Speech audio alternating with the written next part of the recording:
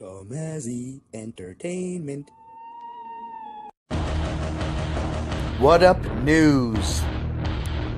Hello everybody, this is D-Laps and welcome to What Up. I have a very special guest, my good friend, that guy. He's going to talk about Donald Trump and what he likes about him. At the end of the video, I'm going to give you a link to how to get to his channel on YouTube. So here he is, the guy. Donald Trump. Here are some reasons why I think he's not as bad as what people make him out to be. Number one is he's not connected to Wall Street. His family has made money from the construction business. So, in a sense, Donald Trump is from a blue-collar family. Despite his billions and billions of dollars, it wasn't made on the stock market. It was made in the actual construction of things.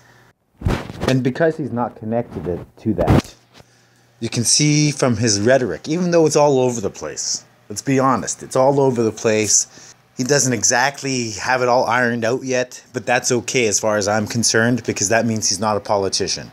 He doesn't come from a family of politicians. He's not a Clinton. He's not a Bush. He's not connected to any of that. And so you can see from his rhetoric, he wants to pull out of NATO, which, as far as I'm concerned, is all right, because the world needs less of America influencing it. They need less American bombs in the Middle East. They need less American involvement in Asia, less American involvement of what's going on in Russia on their border. We just need less of that. We don't need a superpower in this world. We don't. You can also see it in how he wants to strengthen the border. No, I don't think he's going to build a wall. If he does, that'll be amazing, because it's pretty much impossible to build a wall. And anybody who thinks he's serious about building a wall is probably stupid. But I don't think he's going to build a wall with Mexico. It's just because it's dumb. But one thing he would want to do is strengthen that border. Why? Because there's drugs coming across it. He says rapists and all this other crap. But the reality is there's drugs and a lot of fucking bullshit coming into the U.S. from Mexico, which the U.S. doesn't need.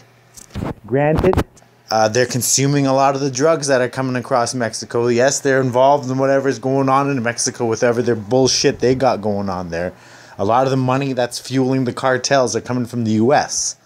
So therefore, I think if you strengthen that border, it could throw a monkey wrench into the cartel's plans. And besides, it's something that I think every nation should do. Strengthen their borders. Define what you are and who you are.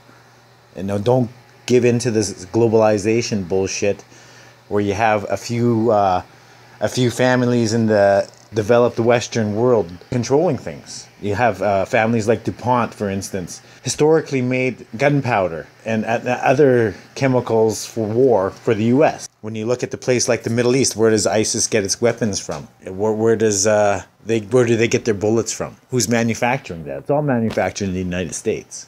A lot of the problems that are going on in the Middle East and other countries stem from United States wanting to expand and make money.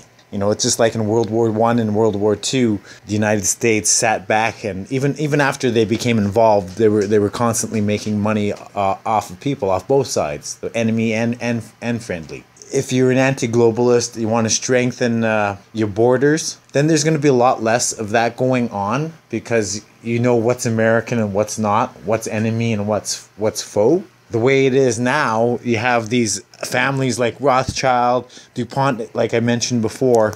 They're playing both sides of conflicts. In other words, they're not truly American. They're not truly, even though they're from America and or from another Western nations, they're not supporting them simply because they're making money on both sides, gambling. They really don't care who wins or loses, because in the end they win. And that's the system that I think Donald Trump is really upsetting right now. That's why you see a lot of this blowback from media.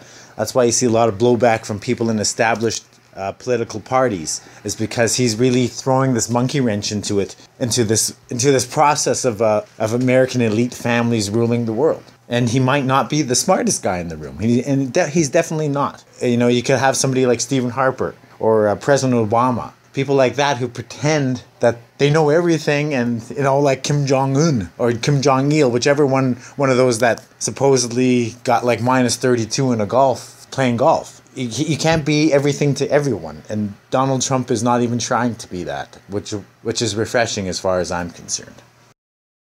Well, thank you very much for coming on and telling me what you think of Donald Trump and everyone else.